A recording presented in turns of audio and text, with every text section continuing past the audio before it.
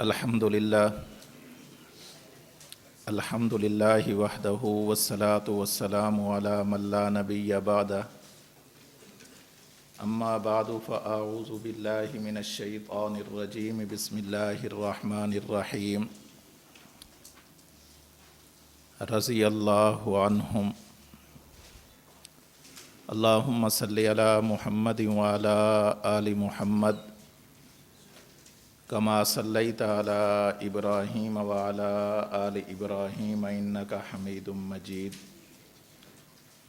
اللہم بارک علی محمد وعلی آل محمد کما بارکت علی ابراہیم وعلی آل ابراہیم انک حمید مجید۔ گزشتہ سبق میں حضرات صحابہ کرام رضوان اللہ تعالی علیہم اجمعین کے بارے میں ہم نے یہ بات پڑھی تھی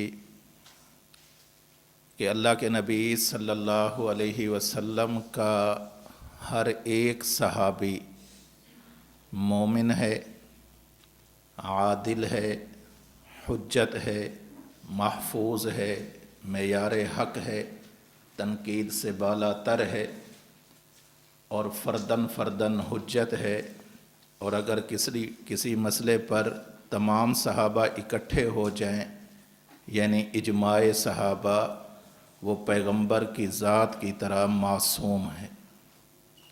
یہ بنیادی باتیں آپ لوگوں کے ذہن میں ہوں گی۔ جب پیغمبر کا ہر صحابی عادل ہے، کسی پر تنقید نہیں کی جا سکتی، تو اصولی طور پر پیغمبر کے کسی صحابی کو مطعون نہیں کیا جا سکتا، لیکن گستاخان صحابہ نے چند ایسی دلیلیں ذکر کی ہیں جن کا علمی جواب دینا اہل علم کی ذمہ داری ہے۔ اسی اصول کے پیش نظر کہ حضرات صحابہ کرام عادل ہیں، حجت ہیں، تنقید سے بالا تر ہیں، معیار حق ہیں، ان پر تنقید ہو تو نہیں سکتی۔ جو لوگ کرتے ہیں غلط کرتے ہیں، لیکن تنقید کرنے والے جب اپنی تنقید میں کوئی دلیل پیش کر دیں تو اہل حق کی ذمہ داری بنتی ہے کہ اس تنقید کا جواب اگر وہ دلیل کی بنیاد پر ہو تو اس کا جواب بھی دلیل کی بنیاد پر دینا چاہیے۔ صحابہ کرام رضی اللہ تعالی عنہم اجمعین کے بارے میں گستاخان صحابہ، بالخصوص روافض، اہل تشیع، ایک روایت پیش کرتے ہیں اور اس روایت کا معنی اس قدر بگاڑ کر پیش کرتے ہیں، کہ جس سے سننے والوں پر ایک عجیب سی کیفیت طاری ہو جاتی ہے۔ وہ روایت کون سی ہے، کیسا معنی بیان کرتے ہیں، وہ آج کے سبق کا موضوع ہے۔ اسے اصطلاح میں، عرف عام میں حدیث کرتاس کہا جاتا ہے۔ اس کا سادہ سا مفہوم سمجھ لیں کہ حدیث کرتاس کیا چیز ہے۔ اللہ کے رسول صلی اللہ علیہ وسلم اپنے آخری دنوں کے اندر بیمار ہوئے، بہت سخت بیمار ہوئے، بیماری کا غلبہ تھا آپ پر، شدت تھی۔ یوں محسوس ہوتا تھا کہ شاید آپ چند گھڑیوں کے مہمان ہیں۔ آپ صلی اللہ علیہ وسلم یہ دنیا چھوڑ دیں گے، آخری وقت قریب نظر آ رہا تھا، اور یہ جمعرات کا دن تھا۔ آپ صلی اللہ علیہ وسلم کے گھر میں حضرات صحابہ کرام رضوان اللہ تعالی علیہم اجمعین آپ کی عیادت کے لیے، بیمار پرسی کے لیے، آپ کی صحبت کی برکات کو حاصل کرنے کے لیے حاضر تھے۔ آپ صلی اللہ علیہ وسلم نے فرمایا کہ میرے پاس کچھ لکھنے کے لیے لاؤ، کاغذ لاؤ، قلم لاؤ، میں کچھ لکھ دیتا ہوں۔ اکتب لکم کتاباً، میں ایک ایسی تحریر لکھ دوں گا کہ جس کی وجہ سے تم لوگ گمراہ نہیں ہوگے۔ وہاں پر صحابہ میں سے ایک صحابی نے کہا، یہ بات کی بات ہے کہ ان سے مراد کون ہے، لیکن جو حدیث بخاری ہے وہاں پر نام موجود نہیں ہے۔ تو ایک صحابی نے عرض کی کہ کیا اللہ کے رسول صلی اللہ علیہ وسلم کا یہ فرمانا کہ میں یہ چھوڑ کر جا رہا ہوں، لن تضلوا بعدہ ابدا، میں تمہیں ایک ایسی تحریر لکھ دوں گا کہ جس تحریر کے بعد تم گمراہ نہیں ہوگے۔ اس سے مفہوم یہ ہوتا ہے کہ اللہ کے رسول صلی اللہ علیہ وسلم یہ دنیا چھوڑ کر جانا چاہتے ہیں۔ احجرا، کیا دنیا چھوڑنا چاہتے ہیں؟ آپ نے کاغذ قلم مانگا ہے، کاغذ قلم لانے میں، پھر لکھنے لکھوانے میں ممکن ہے تاخیر ہو جائے، ممکن ہے جتنی بات لکھوانی ہے وہ مکمل بات نہ لکھی جا سکے۔ اس لیے ایسا کریں، استفہموہ، اللہ کے نبی صلی اللہ علیہ وسلم سے لکھوانے کی بجائے آپ سے زبانی سمجھ لی جائے۔ وہاں پر پھر آپس میں اختلاف رائے ہوا، جو عام حالات سے ہٹ کر ذرا قدر بلند آواز میں ہو گیا۔ تو وہاں پر اتنا بھی، چونکہ بیماری کے ایام تھے، تو قدر بلند آواز سے بھی اللہ کے نبی صلی اللہ علیہ وسلم کو تکلیف پہنچ رہی تھی۔ وہاں پر ایک صحابی موجود تھے جنہوں نے فرمایا، حسبنا کتاب اللہ، اے اللہ کے رسول آپ ہماری وجہ سے پریشان نہ ہوں، آپ نے جو ہمیں قرآن سمجھا دیا ہے، اس قرآن پر عمل کرنے کی وجہ سے ہم لوگ افتراق کا، انتشار کا شکار نہیں ہوں گے۔ ہمیں اللہ کی کتاب کافی ہے جو آپ نے ہمیں سمجھائی ہے۔ دفع دخل مقدر کر رہا ہوں، ہمیں اللہ کی کتاب کافی ہے جو آپ نے ہمیں سمجھائی ہے۔ یہ جو اللہ کے نبی صلی اللہ علیہ وسلم نے صحابہ کو قرآن سمجھایا ہے، اپنے الفاظ میں سمجھایا ہے، اسے کیا کہتے ہیں؟ حدیث کہتے ہیں۔ بس وہ ہمیں کافی ہے۔ جیسے آپ نے قرآن کی مراد ہمیں سمجھا دی ہے، وہ ہمارے لیے کافی ہے، مزید کسی چیز کی ضرورت نہیں۔ آپ صلی اللہ علیہ وسلم، کچھ لوگ کہنے لگے کہ لانا چاہیے کاغذ قلم، ہو سکتا ہے اللہ کے نبی کچھ لکھ دیں، اور کچھ کہنے لگے کہ نہیں، بس اللہ کی کتاب کافی ہے جو اللہ کے نبی نے ہمیں سمجھا دی ہے۔ آپ صلی اللہ علیہ وسلم نے ارشاد فرمایا، قوموا عنی، مجھے اکیلا چھوڑ دو، آپ حضرات تشریف لے جائیں۔ یہ جو اختلاف رائے ہوا ہے کہ اللہ کے نبی کو کاغذ قلم دینا ہے یا نہیں دینا، اس اختلاف رائے میں جو کچھ آوازیں بلند ہوئی ہیں، عام معمول سے ہٹ کر تھیں، بیماری کی وجہ سے آپ صلی اللہ علیہ وسلم کی طبیعت پر ذرا گراں گزریں، تو آپ نے فرمایا، قوموا عنی، میرے صحابہ تم تشریف لے جاؤ۔ صحابہ اٹھ کر آ گئے۔ تو اس کے بعد دوبارہ چند صحابہ حاضر ہوئے، کہا کہ یا رسول اللہ آپ کچھ فرمانا چاہتے ہیں، لکھوانا چاہتے ہیں، کچھ ہے تو ہمیں آپ فرمائیں۔ آپ صلی اللہ علیہ وسلم نے فرمایا دعونی فالذی انا فیہ خیر مما تدعونی الیہ۔ پہلے میں نے ارادہ کر لیا تھا کچھ لکھوانے کا، پھر وہ میں نے ارادہ ترک کر دیا۔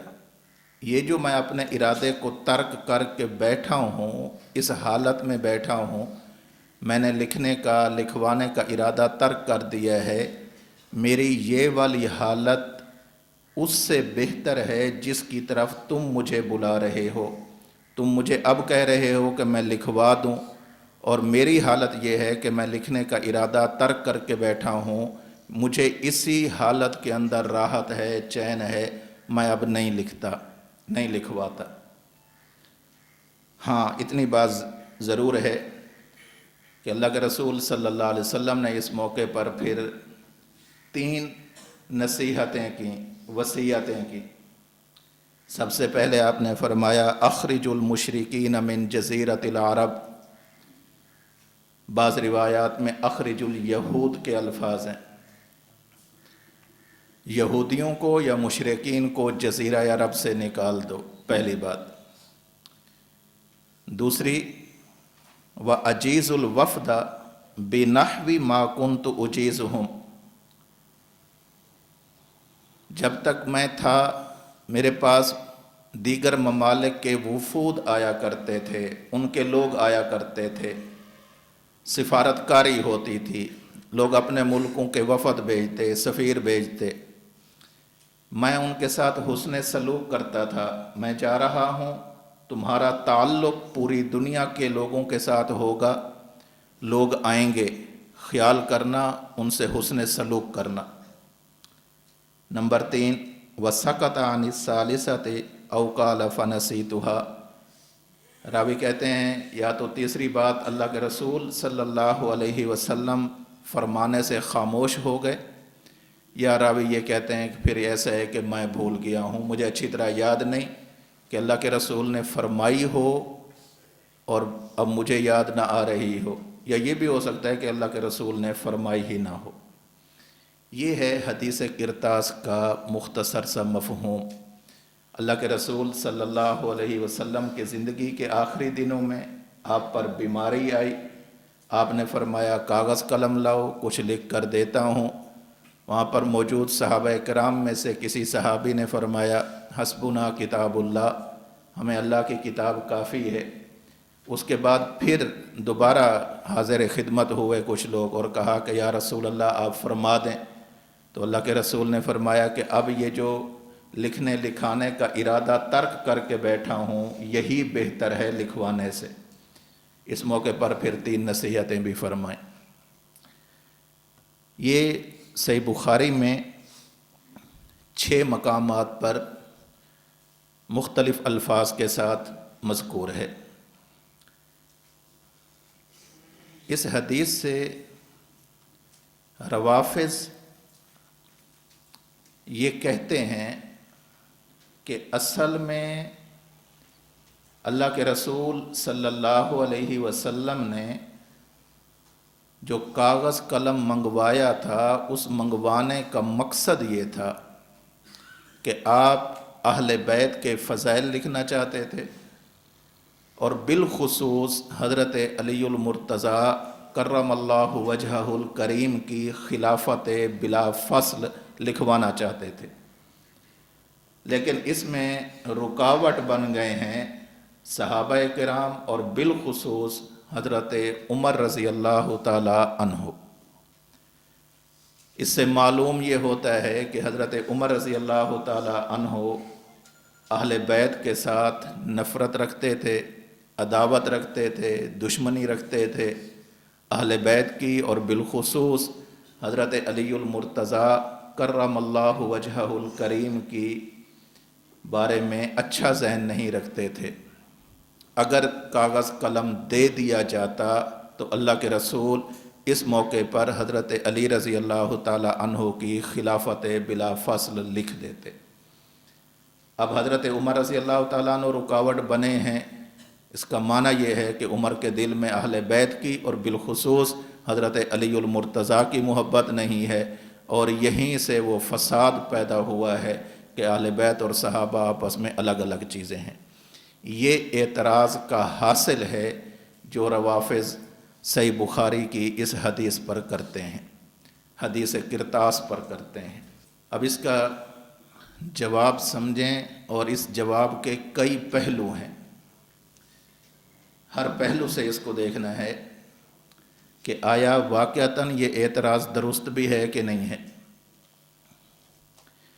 سب سے بنیادی بات یہ ذہن میں رکھیں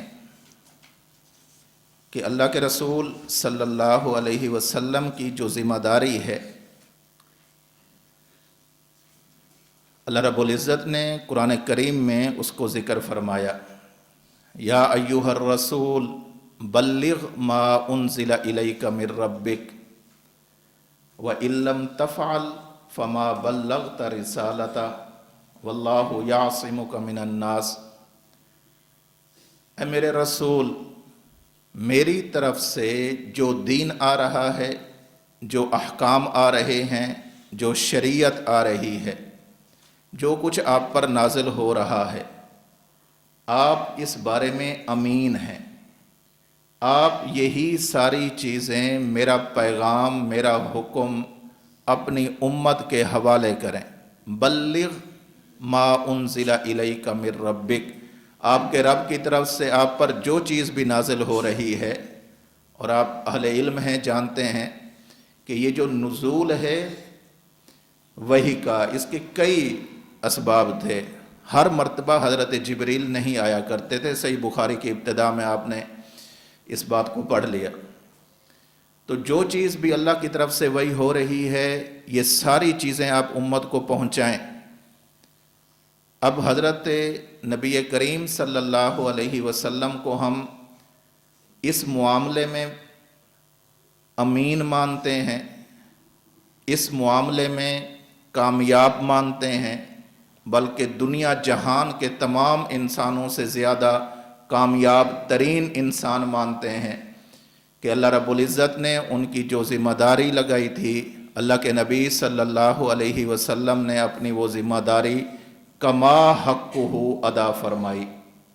اس کے اندر کسی طرح کی کوئی خیانت نہیں کی، سستی نہیں کی، غفلت کا الیاذ باللہ شکار نہیں ہوئے، بلکہ اللہ کی طرف سے جو حکم تھا، اللہ کے نبی صلی اللہ علیہ وسلم نے وہ حکم، وہ باتیں جو امت کو بتانے والی تھیں، اللہ کے نبی بتلا کر گئے ہیں،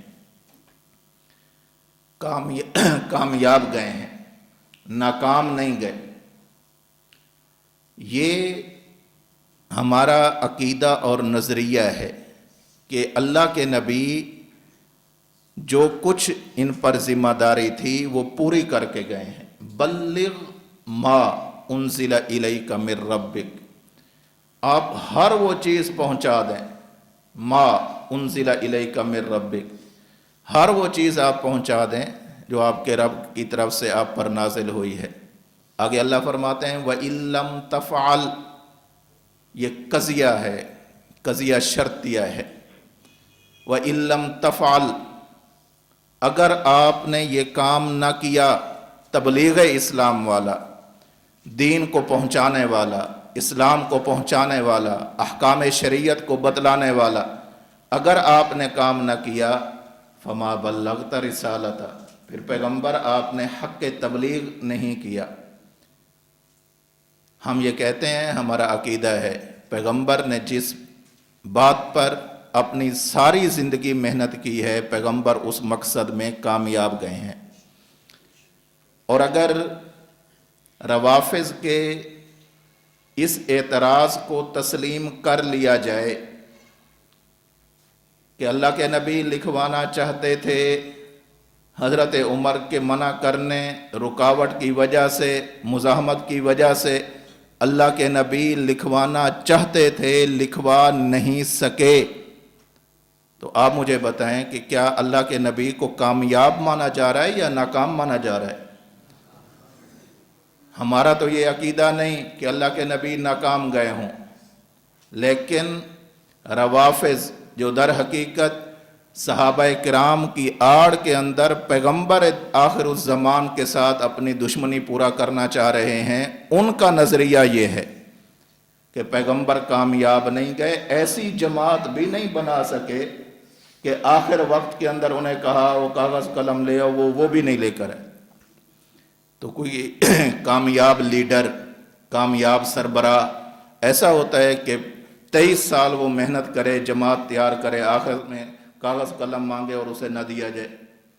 اس کا معنی یہ کہ پیغمبر نے افراد سازی کے حوالے سے جو محنت کی تھی وہ محنت کامل طور پر پوری نہیں ہوئی تھی، اور اللہ کے نبی صلی اللہ علیہ وسلم اس حوالے سے علیہ باللہ کامیاب نہیں گئے۔ ایک تو اس کا یہ پہلو ہے، یہ اس کا ایک ایمانی پہلو ہے۔ ہمارا ایمان ہے اللہ کے نبی کامیاب، روافظ کی بات کا مقصد یہ بنتا ہے کہ اللہ کے نبی صلی اللہ علیہ وسلم کامیاب نہیں گئے۔ دوسری بات یہ کہ اللہ کے رسول صلی اللہ علیہ وسلم اظہار حق کے حوالے سے، حق بات کو ظاہر کرنے کے حوالے سے من جانب اللہ مبعوث تھے۔ اللہ رب العزت نے آپ کی ذمہ داری لگائی تھی کہ آپ اظہار حق فرمائیں، حق بات کو بالکل ظاہر فرمائیں، واضح فرمائیں۔ اور اس معاملے میں اللہ کے رسول صلی اللہ علیہ وسلم نے جرت سے کام لیا ہے، عزیمت سے کام لیا ہے، استقامت سے کام لیا ہے، حکمت سے کام لیا ہے، بصیرت سے کام لیا ہے، دور اندیشی سے کام لیا ہے، فراست سے کام لیا ہے۔ جہاں جس موقع پر جس چیز کی ضرورت تھی اللہ کے نبی صلی اللہ علیہ وسلم نے ہر اس موقع پر اس چیز کی رعایت فرمائی ہے۔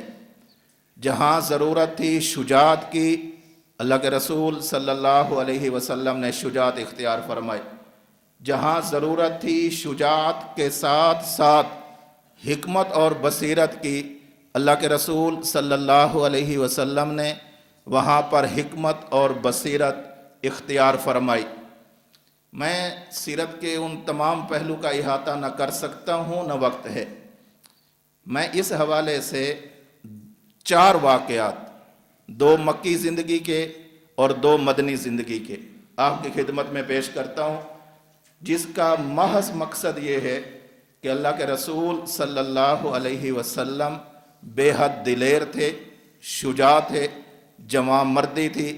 اللہ کے رسول صلی اللہ علیہ وسلم بے خوف انسان تھے، صرف اللہ کا خوف دل میں تھا، کسی انسان کا خوف آپ کے دل میں نہیں تھا۔ آپ صلی اللہ علیہ وسلم نے مکہ مکرمہ میں جب تبلیغ فرمائی تو اس وقت آپ کے حاسدین، آپ کے دشمن اور بھی تھے، آپ کے اپنے قبیلے والے بھی تھے۔ بہت دشمنیاں ہوئیں، آپ کو بے حد ستایا گیا، مصائب میں مبتلا کیا گیا، تکالیف سے دوچار کیا گیا، بہت ستایا گیا۔ لیکن آپ صلی اللہ علیہ وسلم کسی بھی بات کی پرواہ کیے بغیر مسلسل اللہ کی طرف سے جو احکام شریعت کی تبلیغ اور فریضہ رسالت کی ادائیگی کا معاملہ تھا، اللہ کے رسول صلی اللہ علیہ وسلم مسلسل اسے ادا فرماتے رہے، اس سے پیچھے نہیں ہٹے۔ سیرت کی کتابوں میں ایسے ایسے واقعات ملتے ہیں کہ انسان کی روح کانپ جاتی ہے کہ اللہ کے رسول صلی اللہ علیہ وسلم کے ساتھ وہ کچھ کیا گیا جو کسی عام انسان کے بس میں بھی نہیں ہوتا۔ بہت زیادہ تکالیف دی گئیں، بہت زیادہ ستایا گیا، اور ایک مرتبہ ظلم سے بات اوپر جاتے جاتے ایسا وقت بھی آیا کہ اللہ کے رسول صلی اللہ علیہ وسلم کی جان لینے کی، قتل کرنے کے منصوبے باندھے گئے۔ مشرکین کا ایک وفد خواجہ ابو طالب کے پاس آیا، اللہ کے رسول صلی اللہ علیہ وسلم کے چچا، ان کے پاس آیا۔ ایک مرتبہ آیا، دوسری مرتبہ آیا، تیسری مرتبہ آیا، 3 مرتبہ مشرکین کے وفد خواجہ ابو طالب کے پاس وفد کی صورت میں آئے ہیں۔ جب یہ وفد دوسری مرتبہ آیا، السیرۃ النبویہ امام ابن ہشام رحمۃ اللہ علیہ نے لکھا ہے، جب یہ وفد آیا تو انہوں نے کہا کہ خواجہ صاحب دیکھیں، ہم آپ کا لحاظ کرتے ہیں، آپ کا بھتیجا ہے، آپ اس کی کفالت کر رہے ہیں، سمجھائیں اپنے بھتیجے کو، اس نے اپنی عبادت کرنی ہے، جو اس کی مرضی ہے کرے، لیکن ہمارے بتوں کو برا بھلا نہ کہے، اور اگر اس نے یہ اپنا سلسلہ بند نہ کیا آپ کے بھتیجے نے تو مجبوراً ہمیں پھر قتل کرنا پڑے گا، پھر ہم آپ کا بھی لحاظ نہیں رکھیں گے، آپ ہمارے سردار ہیں، بڑے ہیں، ہم آپ کو متنبع کرنے آئے ہیں۔ اللہ کے رسول صلی اللہ علیہ وسلم کے ساتھ خواجہ ابو طالب کو بے حد محبت تھی، بلایا اور کہا کہ بھتیجے، میرے پاس مشرکین کا وفد آیا ہے، ایسی ایسی باتیں کہہ کر گیا ہے، اور دوسرے لفظوں میں قتل کی دھمکی دے کر گیا ہے، میں بوڑھا ہو گیا ہوں، میں یہ بوجھ نہیں اٹھا سکتا، اور تم بھی اپنی جان پر رحم کرو، بس اپنی عبادت کر لیا کرو، ان کے بتوں کو غلط کہنے کا کیا معنی، تم بھی ذرا خیال کرو، اور آئندہ میں اس طرح کا بوجھ برداشت نہیں کر سکتا۔ جب یہ بات کی، اللہ کے رسول صلی اللہ علیہ وسلم کی آنکھوں سے آنسو چھلک پڑے۔ آپ نے فرمایا کہ چچا، آپ نے کافی عرصہ تک میری ذمہ داری اٹھائی ہے، اگر آپ میری ذمہ داری سے دستبردار ہونا چاہتے ہیں تو ہو جائیں۔ لو وضع الشمس فی یمینی والقمر فی یساری، اگر یہ مشرکین آسمان کا سورج لا کر میرے دائیں ہاتھ پر رکھ دیں، آسمان کا چاند اتار کر میرے بائیں ہاتھ پر رکھ دیں، اور پھر یہ کہیں کہ میں فریضہ رسالت کی ادائیگی سے پیچھے ہٹ جاؤں، ما ترکتہ، مجھ سے یہ نہیں ہوگا۔ اللہ رب العزت نے میری جو ذمہ داری لگائی ہے، میں اپنی وہ ذمہ داری پوری کرتا رہوں گا، کچھ بھی ہو جائے، میں مشرکین کے ان دھونس دھمکیوں کے اندر آنے والا نہیں ہوں، میں ان کے ڈراوے میں آنے والا انسان نہیں ہوں، میں اللہ کا نبی اور رسول ہوں، اللہ کی طرف سے بات کہتا ہوں، اس راستے میں اگر میری جان بھی چلی جائے تو مجھے اپنی جان کی پرواہ نہیں، لیکن اپنے اس فریضہ رسالت کی ادائیگی کے اندر میں کسی طرح کی کمی اور کوتاہی نہیں کر سکتا۔ یہ پہلا واقعہ، ویسے تو بے شمار واقعات ہیں۔ دوسرا واقعہ، جب نبوت کا 6واں سال تھا، اس وقت حضرت عمر رضی اللہ تعالی عنہ قبول اسلام کے لیے حاضر ہو رہے تھے۔ پہلے اپنی ہمشیرہ کے گھر گئے، اسے مارا پیٹا، پھر وہاں سے سورہ طٰہٰ کی چند آیات کی تلاوت سنی، اور اللہ کے رسول صلی اللہ علیہ وسلم کو علیاذ باللہ قتل کرنے کے لیے شمشیر بدست ہو کر، آپ کی آنکھیں شعلہ بار تھیں، نہایت غصے کے اندر نکلے ہوئے، اور عمر جیسا جری انسان تھا، تلوار، ننگی تلوار لیے ہوئے، یہ کہتے ہوئے مکے کی گلیوں میں آ رہے تھے کہ الیاذ باللہ ثم الیاذ باللہ، آج میں محمد کو باقی نہیں چھوڑوں گا۔ دار ارقم کے اندر اللہ کے رسول صلی اللہ علیہ وسلم تشریف فرما تھے۔ صحابہ کرام میں سے بعض صحابہ نے دیکھا کہ عمر ہے اور ہاتھ میں تلوار لیے ہوئے آ رہا ہے، اور ایسی باتیں بھی مشہور ہو چکی ہیں کہ عمر کہتا ہے کہ میں محمد صلی اللہ علیہ وسلم کو الیاذ باللہ قتل کر دوں گا۔ جب یہ عالم تھا، صحابہ کرام اللہ کے رسول صلی اللہ علیہ وسلم کی محبت کی وجہ سے پریشان ہوئے، کہیں ایسا نہ ہو عمر آئے اور اللہ کے نبی کو قتل کر دے، اس وجہ سے پریشان تھے۔ صحابہ کرام کی پریشانی کو دیکھ کر اللہ کے رسول صلی اللہ علیہ وسلم نے فرمایا، میرے صحابہ تم چند لوگ ہو، ڈرتے کس لیے ہو؟ اگر عمر اچھے ارادے سے آ رہا ہے تو چشم ما روشن دل ما شاد، اور اگر عمر کسی برے ارادے کے ساتھ آ رہا ہے تلوار بھی عمر کی ہوگی اور گردن بھی عمر کی ہوگی۔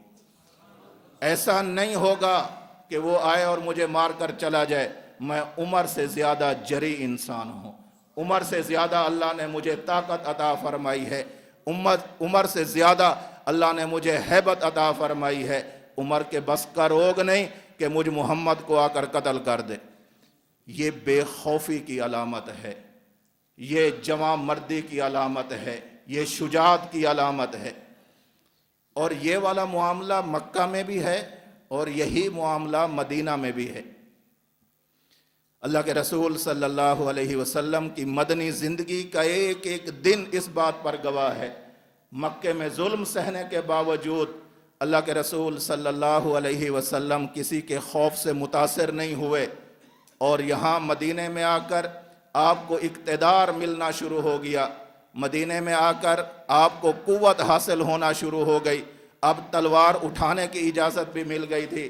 اللہ کے رسول صلی اللہ علیہ وسلم مدینے میں آئے ہیں، اور مدینہ میں رہ کر بھی اللہ کے رسول صلی اللہ علیہ وسلم کی قوت، طاقت، عزت، عظمت، حشمت ہر چیز کے اندر اضافہ ہوا ہے۔ اللہ کے نبی صلی اللہ علیہ وسلم کے دل مبارک میں ایک لمحے بھر کے لیے بھی کسی غیر اللہ کا خوف نہیں آیا۔ ایک مرتبہ حضرت انس رضی اللہ تعالیٰ عنہ سے روایت ہے، مدینہ کے اندر ایک آواز لگی رات کے وقت کہ فلاں پہاڑی کی جانب سے ایک خوفناک آواز ہے۔ ابھی اہل مدینہ اکٹھے ہو رہے تھے کہ جاتے ہیں اور جا کر دیکھتے ہیں۔ یہ ابھی تیار ہو رہے تھے اور جہاں سے آواز آئی تھی ایک خوفناک قسم کی آواز، اس جانب کو ابھی چل رہے تھے۔ جب یہ جا رہے ہیں تو انہیں ایک شخص واپس آتا ہوا ملا، یہ جناب محمد الرسول اللہ صلی اللہ علیہ وسلم کی ذات اقدس تھی۔ اللہ کے رسول صلی اللہ علیہ وسلم کی حالت کیا تھی؟ ننگی پیٹھ پر سوار تھے، گھوڑے کی ننگی پیٹھ پر، اس کے اوپر کوئی زین کسی ہوئی نہیں، اور آپ نے تلوار لٹکائی ہوئی ہے، اور آتے ہی آپ نے فرمایا لن تراعو لن تراعو، گھبرانے کی کوئی ضرورت نہیں، میں ساری چیزیں دیکھ کر آ رہا ہوں، کوئی خطرے والی بات نہیں ہے۔ ابھی اہل مدینہ سوچ رہے ہیں کہ ہم خطرے سے کیسے نمٹیں، اور اللہ کے رسول صلی اللہ علیہ وسلم تنے تنہا اور ننگی پیٹھ پر سوار ہو کر گھوڑے کی آپ صلی اللہ علیہ وسلم وہاں سے واپس آ رہے ہیں۔ یہ بات بتلاتی ہے کہ حضرت اللہ کے نبی صلی اللہ علیہ وسلم کے دل مبارک میں غیر اللہ کا خوف نہیں تھا، خوف تھا تو صرف اللہ کی ذات کا تھا۔ چوتھا واقعہ حضرت برا بن عازب رضی اللہ تعالیٰ عنہ سے صحیحین میں موجود ہے۔ غزوہ حنین کا موقع، حنین، طائف، تبوک، بہت سخت مارکے، بہت سخت مارکے۔ اللہ کے رسول صلی اللہ علیہ وسلم تشریف لے جا رہے ہیں۔ حضرت ابو سفیان بن حارث رضی اللہ تعالی عنہ نے آپ کے خچر کی لگام کو تھاما ہوا ہے اور لا رہے ہیں، اور ایک وقت ایسا آیا لما غشیہ المشرکون، چاروں اطراف سے مشرکین نے اللہ کے رسول صلی اللہ علیہ وسلم کا گھیراؤ کر لیا۔ یہ وہ وقت ہوتا ہے کہ بڑے بڑوں کا پیتا پانی ہو جاتا ہے۔ غشیہ المشرکون، چاروں اطراف سے مشرکین نے گھیر لیا۔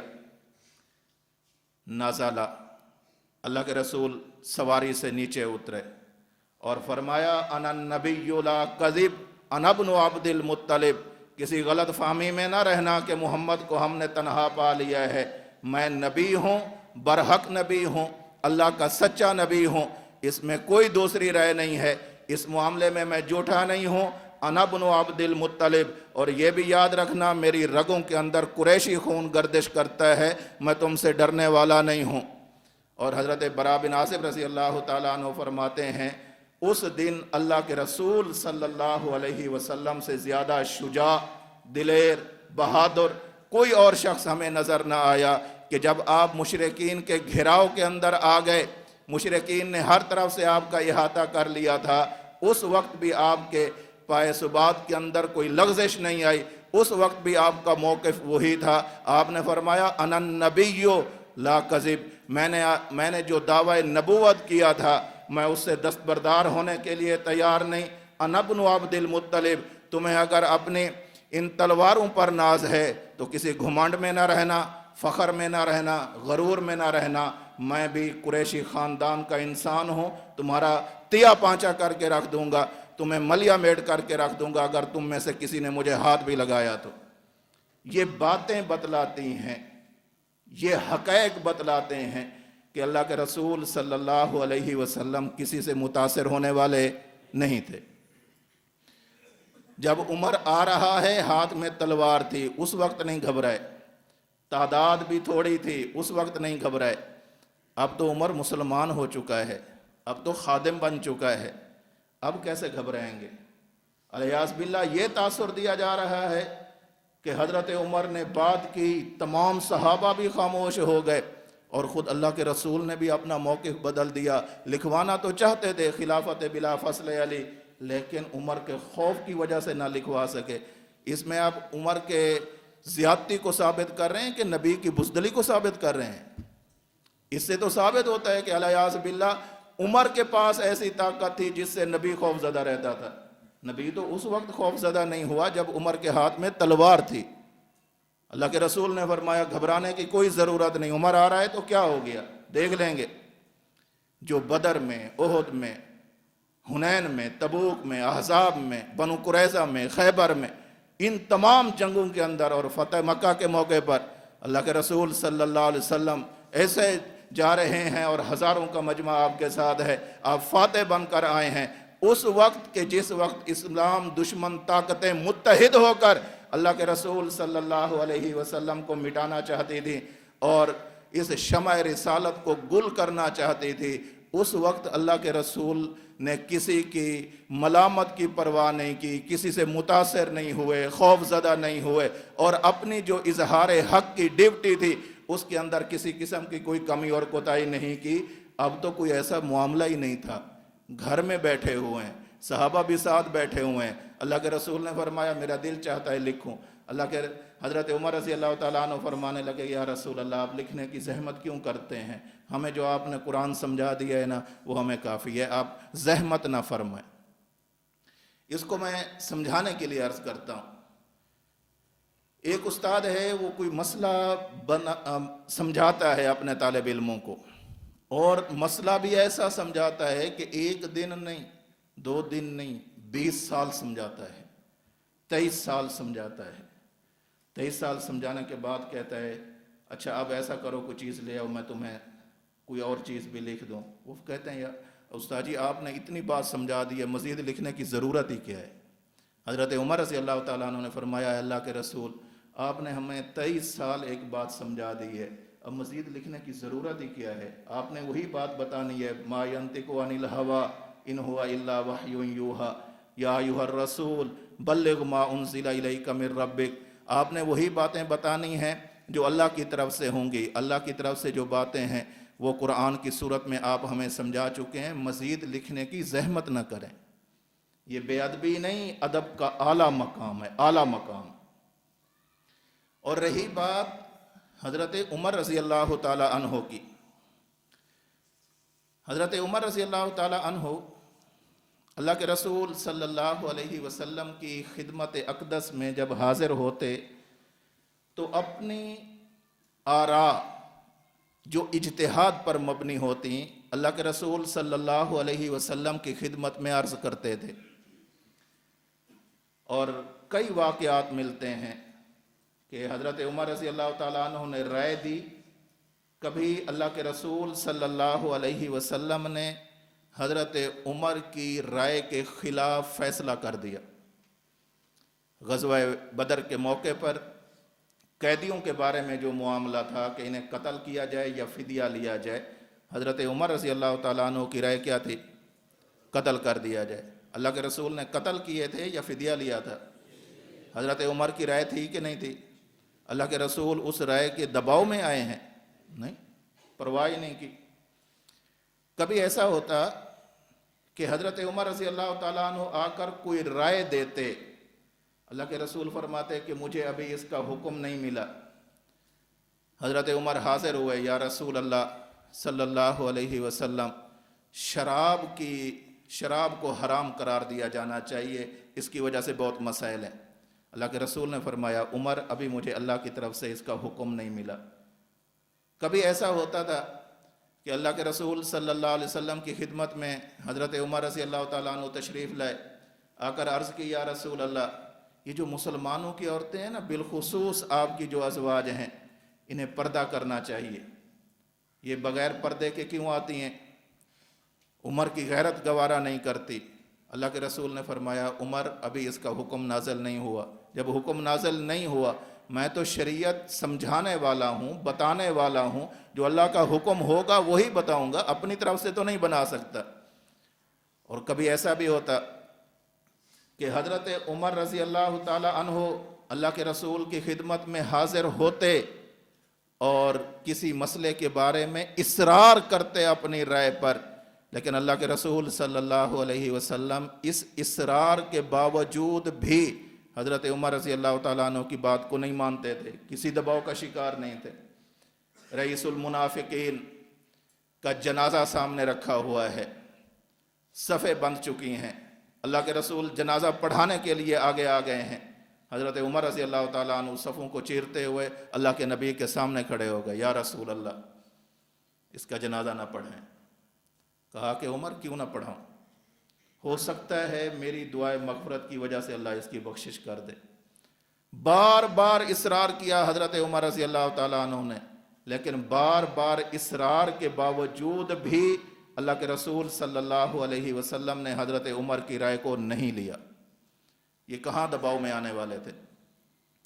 ہاں، ایسا ضرور ہوا ہے کہ جہاں پر حضرت عمر رضی اللہ تعالی عنہ کو سمجھانے کی نوبت آئی، اللہ کے رسول نے انہیں سمجھایا بھی ہے۔ کیسے سمجھایا؟ فتح مکہ کا موقع ہے، حضرت حاطب بن ابی بلتع رضی اللہ تعالی عنہ، انہوں نے ایک خط لکھا، ایک مشرکہ عورت آئی ہوئی تھی، خط لکھا، کہا کہ وہاں پر یہ مشرکین کو دے دینا۔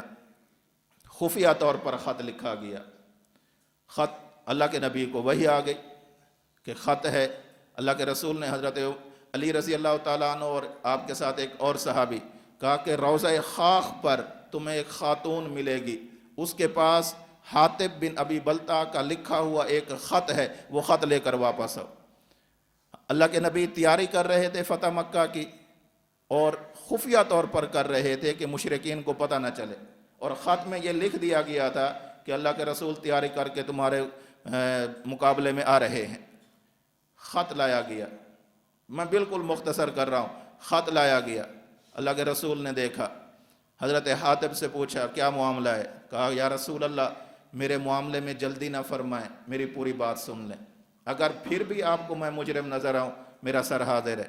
اصل معاملہ یہ ہے کہ یہاں پر جتنے مہاجرین مدینہ میں موجود ہیں، ان کے آباء و اجداد، ان کے رشتہ دار، قریبی تعلق والے، وہ وہاں پر موجود ہیں، اور میں بیسیکلی میں مکہ کا رہنے والا نہیں ہوں، میں یمن کا رہنے والا ہوں، میرے صرف وہاں بیوی اور بچے ہیں، میرے خاندان کے اور لوگ موجود نہیں۔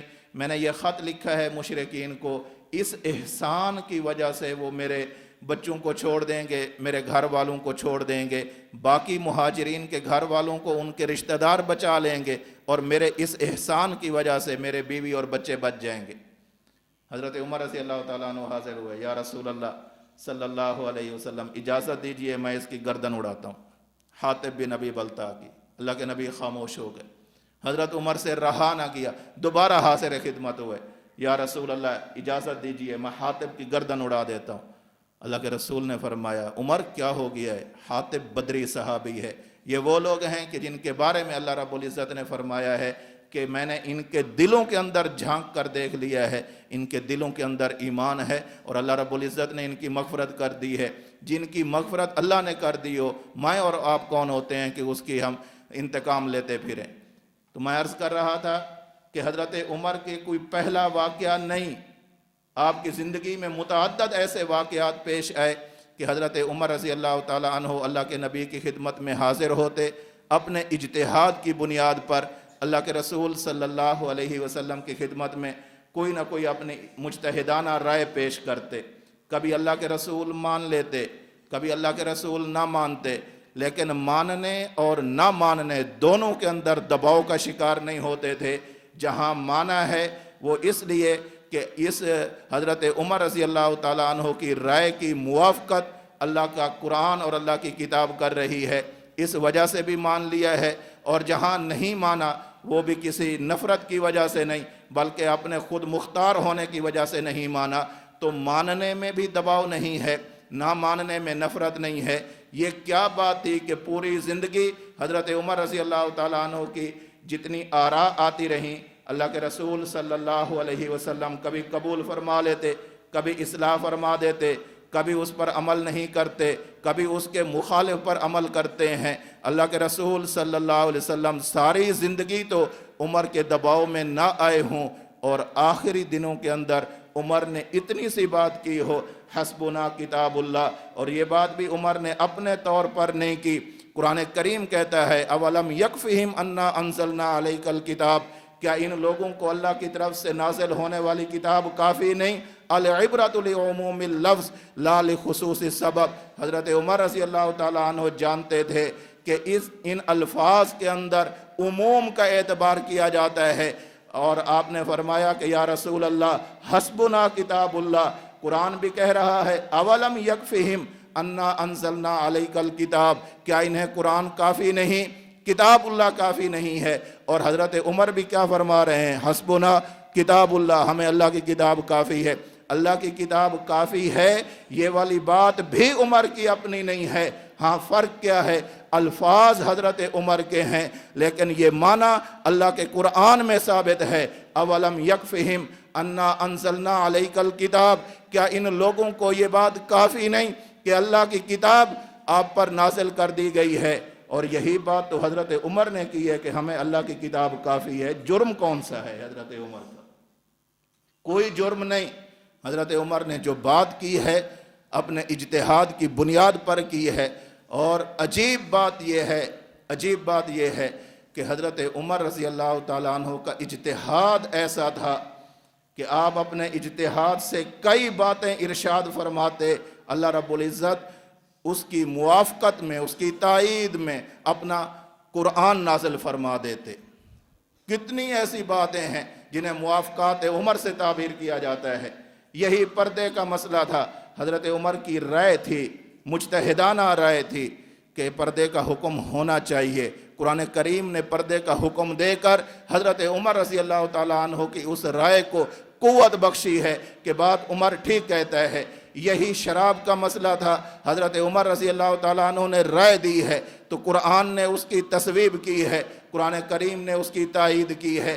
تو ایسی باتیں جو حضرت عمر رضی اللہ تعالیٰ عنہ فرمایا کرتے تھے، اللہ کی طرف سے ان باتوں کی تائید ہو جاتی تھی۔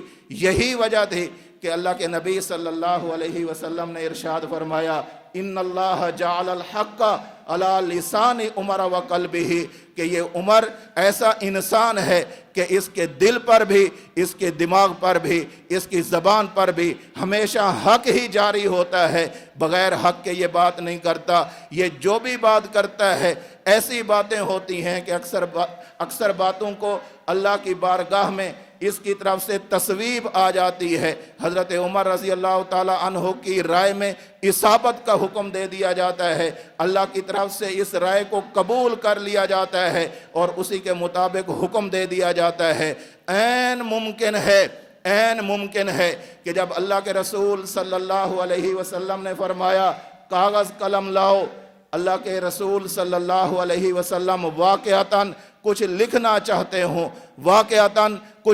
چاہتے ہوں، حضرت عمر نے توجہ دلائی حسبنا کتاب اللہ، اور پھر یہی بات اللہ رب العزت نے حضرت عمر کے اس اجتہاد کو اصابت بخشتے ہوئے اپنے نبی کے دل پر بھی نازل کہہ دی کہ جو بات عمر کہہ رہا ہے اس عمر کی بات کو لے لو، اسی کے اندر خیر ہے، لکھنے کی ضرورت نہیں۔ اور اس کا قرینہ صحیح بخاری کے وہی الفاظ ہیں کہ جب دوبارہ یہ لوگ حاضر ہوئے ہیں، یا رسول اللہ صلی اللہ علیہ وسلم ہم دوبارہ حاضر خدمت ہیں، اگر آپ نے کچھ لکھوانا ہے ہمیں فرما دیں۔ اللہ کے رسول نے فرمایا اب ترک کتابت کا جو ارادہ کر کے بیٹھا ہوں، جس کی جانب حضرت عمر نے توجہ دلائی ہے، اور اللہ رب العزت نے میرے دل میں حضرت عمر کے اجتہاد کی تصویب جو القاء کر دی ہے، اس کی بنیاد پر کہتا ہوں کہ میری یہی حالت اس حالت سے بہتر ہے جس حالت کی طرف تم مجھے لانا چاہتے ہو، تم مجھ سے لکھوانا چاہتے ہو۔ عمر کہہ چکا ہے حسبنا کتاب اللہ، اللہ نے اسی بات کو میرے دل میں بھی ڈال دیا ہے، اب یہی حالت بہتر ہے جس کی طرف عمر نے توجہ کرائی ہے۔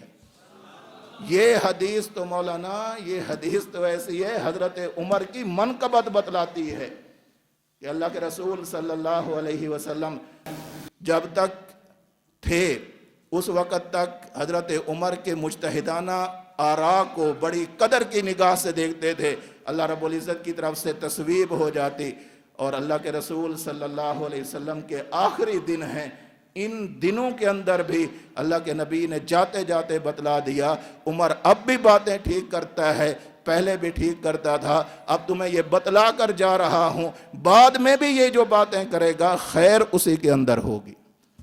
یہ تو حضرت عمر کی رائے کی تصویب ہے، تصویب، مخالفت ہے کہاں پر؟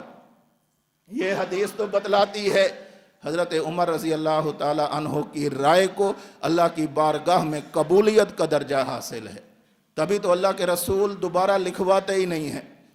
جمعرات کو بیمار ہوئے، یہ واقعہ پیش آیا، جمعرات کا دن گزر گیا، جمعہ کا دن آیا، ہفتے کا دن آیا، اتوار کا دن آیا، پیر کا دن آیا، چاشت کے وقت اللہ کے رسول صلی اللہ علیہ وسلم کی وفات ہو رہی ہے، تقریباً 10:30 کا ٹائم ہے، اس وقت اللہ کے رسول کی وفات ہو رہی ہے۔ اگر یہ چیزیں لکھوانا انتہائی ضروری تھا تو پھر بعد میں افاقہ بھی ہوا، اور اللہ کے رسول صلی اللہ علیہ وسلم نے کسی کو بلا کر نہیں کہا اس دن تو عمر نے نہیں لکھنے دیا، آج لے آؤ تمہیں لکھ دیتا ہوں۔ یہ یہاں تک اس مسئلے کا پہلو ہے کہ یہ جو حضرت عمر رضی اللہ تعالیٰ عنہ نے اگر بات کی بھی ہے تو حضرت عمر رضی اللہ تعالیٰ عنہ کی بات کی وجہ سے اللہ کے رسول دباؤ کا شکار نہیں تھے۔ ہاں اتنی بات ضرور ہے کہ حضرت عمر نے بات کی ہے، اللہ رب العزت نے حضرت عمر کی اسی رائے کا القاء اپنے نبی کے دل میں کر دیا ہے، اور نبی نے فرما دیا ہے۔ اور یہ بھی آپ جانتے ہیں، اہل علم ہیں، کہ اگر نبی کے سامنے کوئی مسلمان کام کرے اور نبی اسے دیکھ کر خاموش ہو جائے، اسے تقریر الرسول کا درجہ حاصل ہوتا ہے، شریعت میں اسے حجت مانا جاتا ہے۔ اللہ کے رسول خاموش ہوئے ایسے کہ آپ کی وفات تک آپ نے دوبارہ لکھنے کا نام نہیں لیا، بلکہ دوبارہ لکھنے کی پیشکش بھی کی گئی ہے، تو اللہ کے رسول نے فرمایا اس کی چندہ ضرورت نہیں ہے۔ تو یہ تو حضرت تقریر الرسول بتلاتی ہے کہ عمر کی بات بالکل برحق تھی اور واقعتاً نہیں لکھنی چاہیے تھی۔ اور یار لوگوں نے کیا کہا کہ جی عمر رکاوٹ بن گئے خلافت بلا فصل علی میں، اور یہ کہتے ہوئے بھی کچھ شرم آنی چاہیے۔ کبھی کہتے ہیں غدیر خم کے موقع پر اللہ کے رسول صلی اللہ علیہ وسلم واپسی تشریف لا رہے ہیں ایک مقام سے، اور وہاں پر صحابہ کرام جمع ہیں، تو اس موقع پر جشن منائے جاتے ہیں آج کل غدیر خم کے نام سے۔ اس موقع پر اللہ کے نبی صلی اللہ علیہ وسلم نے حضرت علی رضی اللہ تعالیٰ عنہ کی خلافت بلا فصل کا اعلان کر دیا تھا۔ سوال یہ ہے کہ جب حضرت علی کی خلافت بلا فصل کا بقول آپ کے اعلان ہو چکا تھا، بعد میں لکھوانے کی ضرورت کیا تھی؟ اگر یہ کہتے ہیں کہ لکھی ہوئی چیز میں وزن ہوتا ہے، پھر سوال یہ ہے کہ جو اللہ کے رسول کا فرمان سن کر نہیں مانتے وہ لکھی ہوئی بات کہاں مانیں گے؟ فرما دیا بقول آپ کے غدیر خم کے موقع پر کہ میرے بعد بلا فصل خلیفہ علی ہوگا، بقول آپ کے، سچ جھوٹ چلو بعد میں دیکھ لیتے ہیں، بقول آپ کے غدیر خم کے موقع پر کہہ دیا، تو بعد میں لکھوانے کی ضرورت کیوں کہ یہ لکھی ہوئی بات مان لیں گے؟ جو بابا منکر ہوتا ہے وہ زبانی بات کا بھی منکر ہوتا ہے، لکھی ہوئی بات کا بھی منکر ہوتا ہے، کیا فرق پڑنا تھا اس کا؟ اور انہیں تو یہ بات کہتے ہوئے شرم آنی چاہیے۔ یہ بات منسوب کر رہے ہیں حضرت عمر رضی اللہ تعالیٰ عنہ کی طرف سے حضرت عمر رضی اللہ تعالیٰ عنہ کی طرف، یہ حضرت عمر کا واقعہ ہے ہی نہیں، یہ حضرت عمر کا واقعہ ہی نہیں ہے۔ مسند احمد میں روایت موجود ہے، خود حضرت علی المرتضیٰ کرم اللہ وجہہ الکریم کی روایت موجود ہے کہ حضرت علی رضی اللہ تعالیٰ عنہ فرماتے ہیں، مسند احمد میں روایت موجود ہے، حضرت علی رضی اللہ تعالیٰ عنہ فرماتے ہیں، امرنی النبی صلی اللہ علیہ وسلم، امرنی النبی، امرنی النبی، مجھے اللہ کے نبی نے حکم دیا ہے، کیا ان آتیہ بطبق یکتب فیہ، کہ کوئی ایسی چیز لے آؤں جس پر لکھا جائے، مجھے حکم دیا ہے۔ حضرت عمر کو حکم ہی نہیں ہے۔ اور ویسے آپس میں ہم بیٹھے ہیں، آپ بھی اسی ماحول میں زندگی گزارتے ہیں، اسی سوسائٹی میں آپ بھی رہتے ہیں، ہم بھی رہتے ہیں۔ جب بندے کا وقت رخصت ہوتا ہے، بندہ فوت ہو رہا ہوتا ہے، اس وقت وہ اپنے گھر میں موجود ہو اور جو بات کہے اس کا اولین مصداق کون لوگ ہوتے ہیں، مخاطب کون لوگ ہوتے ہیں؟ اپنے گھر والے ہوتے ہیں یا جو باہر سے آئے ہوئے ہیں؟ اپنے گھر والے۔ حضرت عمر تو باہر سے آ کر بیٹھے ہیں، علی کا تو اپنا گھر ہے رضی اللہ تعالیٰ عنہ، اور اس مجلس میں حضرت علی موجود بھی ہیں، حضرت عباس موجود ہیں، حضرت فاطمہ موجود ہیں رضی اللہ عنہ۔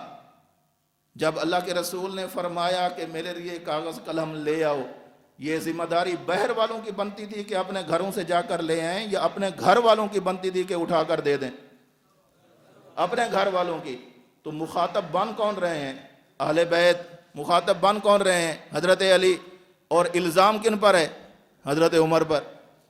بابا حضرت عمر 1000 بار بھی کہتے رہے بالفرض کہ حسبنا کتاب اللہ، حضرت علی کا حق بنتا تھا جاتے اور کاغذ قلم اٹھا کر سامنے رکھ دیتے، لیکن حضرت عمر کو اللہ نے وہ ملکہ عطا فرمایا تھا۔ حضرت عمر رضی اللہ تعالیٰ عنہ کے بارے میں اللہ کے نبی نے ویسے نہیں فرمایا، ان اللہ جعل الحق علی لسان عمر و قلبہ، کہ اس کے دل دماغ پر اللہ بولتا ہے، اس کی زبان پر خدا کی احکامات جاری ہوتے ہیں، ایسے نہیں کہا۔ حضرت عمر نے جو اپنے اجتہاد کی بنیاد پر یہ کہا ہے حسبنا کتاب اللہ، یہ اجتہاد اللہ کی بارگاہ میں ایسا قبول ہوا کہ اسی بات کا القاء اللہ کے نبی کے دل پر بھی کر دیا گیا اور نبی کے علی کے دل پر بھی کر دیا گیا۔ ایسا نہیں ہے، حضرت علی بھی سمجھ گئے کہ عمر نے جو کہا ہے نا حسبنا کتاب اللہ، بالکل ٹھیک کہہ رہا ہے، ابھی جا کر یہ کوئی چیز اٹھا کر لانے کی ضرورت ہے ہی نہیں۔ اور اگر اس چیز کو تسلیم نہ کیا جائے پھر کیا جواب دیا جائے گا؟ حضرت عمر رضی اللہ تعالیٰ عنہ فرما رہے ہیں حسبنا کتاب اللہ، اللہ کے نبی کاغذ قلم مانگ رہے ہیں اور حضرت علی نہیں دے رہے۔ اس کا کیا معنی؟ کہ حضرت علی بھی حضرت عمر کے ساتھ شریک ہیں، حضرت عمر کے ساتھ شریک ہیں۔ جو کام حضرت عمر کر رہے ہیں وہی کام حضرت علی کر رہے ہیں۔ تو ایک پر تو آپ الزام لگائیں اور یہ کہیں کہ انہوں نے اللہ کے رسول کی مخالفت کی ہے، اور جن کو در حقیقت خطاب ہو رہا ہے اور وہ بھی کاغذ قلم نہیں لا رہے، ان سے محبت کا دم بھی بھرتے ہو۔ عجیب لوگ ہو۔ یعنی حضرت علی کو حکم ہے اور واضح الفاظ میں خود حضرت علی کی اپنے الفاظ موجود ہیں، امرنی النبی صلی اللہ علیہ وسلم ان آتیہ بطبق یکتب فیہ، کہ اللہ کے نبی نے مجھے حکم دیا تھا کہ میں کاغذ قلم لے آؤں، لکھنے والی چیز لے آؤں۔ پھر حضرت علی سے پوچھا گیا کہ علی جب آپ کو اللہ کے رسول نے حکم دیا، اللہ کے نبی نے حکم دیا کہ کوئی چیز لے آؤ، آپ لے کر کیوں نہیں ہے؟ سوال بنتا ہے۔ حضرت علی رضی اللہ تعالیٰ عنہ فرمانے لگے خشیت ان تفوتنی نفسہ، مجھے یہ اندیشہ ہو گیا، اللہ کے رسول کی طبیعت اس قدر خراب ہے، آپ پر مرض کا اس قدر شدید غلبہ ہے، شدت ہے بیماری کی، مجھے یہ اندیشہ ہوا کہ ذرا بھر کے لیے، لمحے بھر کے لیے اگر میں اس مجلس سے اٹھ کر چلا جاتا ہوں کاغذ قلم لانے کے لیے تو کہیں میری عدم موجودگی میں اللہ کے نبی کی وفات نہ ہو جائے۔ خشیت ان تفوتنی نفسہ، مجھے تو یہ ڈر لگ گیا کہ اللہ کے رسول وفات نہ پا جائیں۔ اور میں نے کہا کہ آخری وقت تک اللہ کے نبی کی صحبت کو نہیں چھوڑنا چاہیے. میرے ہی گھر میں تشریف فرما ہے, میں کیوں اللہ کے رسول کی صحبت کو چھوڑوں؟ اور پھر آگے بڑھ کر کہتے ہیں قلت انی احفظ و اعی. یا رسول اللہ, جو بات آپ نے لکھوانی تھی نا, لکھوانے کی زحمت نہ فرمائیں. میں یہاں سے اٹھ کر نہیں جانتا, آپ کی طبیعت اس قدر خراب ہے, میرے دل میں اندیشہ ہے کہ میری عدم موجودگی میں آپ کو کچھ ہو نہ جائے. ہاں, جو بات آپ نے لکھوانی ہے وہی بات ہمیں فرما دیں, میں یاد کر لوں گا, آپ مجھے فرما دیں. اللہ کے رسول صلی اللہ علیہ وسلم نے فرمایا قال اوصی بالصلاۃ والزکوٰۃ وما ملکت ایمانکم. 3 چیزوں کا خیال کرنا, نماز کا خیال کرنا, یہ جانی عبادت ہے. زکوٰۃ کا خیال کرنا, بدنی عبادت ہے. ما ملکت ایمانکم, تمہارے محتاط جو غلام ہیں, لونڈیاں ہیں, ماتحت لوگ ہیں, ان کا خیال کرنا. خلافت کی تو بات ہی نہیں ہو رہی. خود حضرت علی فرما رہے ہیں خلافت والی بات ہے ہی نہیں. یہ الگ بات ہے کہ بعض روایات سے معلوم ہو جائے, لیکن حضرت علی کی اپنی بات کیا ہے, خلافت کی بات ہی نہیں تھی. اور کون سی بات ہے کہ میں خود حاضر ہوا, میں نے کہا قلت انی احفظ و اعی. آپ فرمائیں میں اسے یاد بھی کروں گا, زبانی یاد بھی کروں گا, اور مضبوط حافظے کے اندر محفوظ بھی رکھوں گا. آپ نے کون سی باتیں ارشاد فرمائیں؟ اوصی الصلاۃ والزکوٰۃ وما ملکت ایمانکم. یہ خلافت کی بات ہو رہی ہے. یہ تو اس بات کی تلقین ہو رہی ہے کہ پورے دین کا جو خلاصہ ہے اس پر عمل کرتے رہنا. خلافت کی بات ہے ہی نہیں. اور یار لوگوں نے خلافت کا مسئلہ گھڑ بھی لیا اور یہ بھی سوچ لیا کہ اللہ کے رسول لکھوانا چاہتے تھے. بابا توجہ رکھنا, ہم اللہ کے رسول صلی اللہ علیہ وسلم کو عالم الغیب نہیں مانتے, اور عالم الغیب وہ ہونے والی صفت صرف اللہ تعالیٰ کے لیے مانتے ہیں. عالم الغیب ذات کون سی ہے؟ رب بلند آواز سے کہہ دیں, کہہ دیں خانقاہ میں بیٹھے ہیں اللہ. ہم عالم الغیب ذات اللہ کو مانتے ہیں, اللہ کے علاوہ اللہ کے رسول کو بھی نہیں مانتے. جس طرح صرف اللہ کو ہم رزاق مانتے ہیں, زندگی دینے والا مانتے ہیں, اولاد دینے والا مانتے ہیں, اللہ کے نبی کو نہیں مانتے. جب ہم اللہ کے نبی کو عالم الغیب نہیں مانتے, تمہیں کیسے مانیں گے؟ تمہیں پتہ لگ گیا کہ علی کی خلافت لکھی جانی ہے, پھر عمر نے روک بھی دیا, پھر رسول دباؤ میں آ کر رک بھی گئے. یہ تم نے کہاں سے اخذ کر لی ہے کہ اللہ کے نبی حضرت علی کی خلافت لکھنا چاہتے تھے؟ الفاظ تو ایسے ہیں ہی نہیں. اور الفاظ کیسے ہیں؟ حضرت علی رضی اللہ تعالیٰ عنہ خود فرماتے ہیں کہ جب مجھے فرمایا نا کہ کاغذ قلم لے آؤ, یہ عمر کو کہا بھی نہیں گیا, مجھے کہا گیا. خود حضرت علی کا اقرار ہے, مجھے کہا گیا. اور آخری ان دنوں میں خود ان کی کتابیں بتلاتی ہیں, ان دنوں کے اندر ایک لمحے کے لیے بھی حضرت علی اللہ کے نبی سے دور نہیں ہوئے. بقول ان کے 10 دنوں تک اللہ کے رسول صلی اللہ علیہ وسلم سے حضرت علی دور نہیں ہوئے. اور اگر 10 دن نہ بھی ہوں, یہ آخری جو 5 دن بنتے ہیں جمعرات سے لے کر پیر تک, ان دنوں میں تو بالکل نہیں ہوئے. جب حضرت عمر تو واپس گھر چلے گئے, اور خود یہ الفاظ بتلاتے ہیں کہ یہاں پر مراد اصحاب ہیں ہی نہیں, مراد اہل بیت ہیں.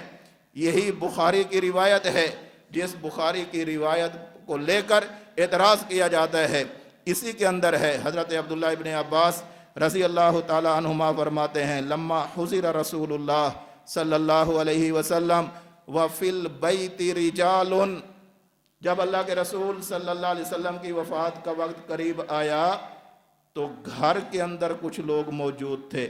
یہ کس کا گھر ہے؟ اللہ کے نبی کا گھر ہے. اسی گھر میں حضرت علی رہ رہے ہیں, داماد ہونے کی حیثیت سے, بیٹے ہونے کی حیثیت سے رہ رہے ہیں. تو یہ معاملہ گھر کا ہے. اور آگے کیا ہے کہ جب اللہ کے رسول نے فرمایا حلم اکتب لکم کتابا لا تضلوا بعدہ فقال بعضهم, جب بات گھر کے اندر ہو رہی ہے تو فقال بعضهم کا مصداق بھی کون ہوں گے؟ گھر والے ہوں گے.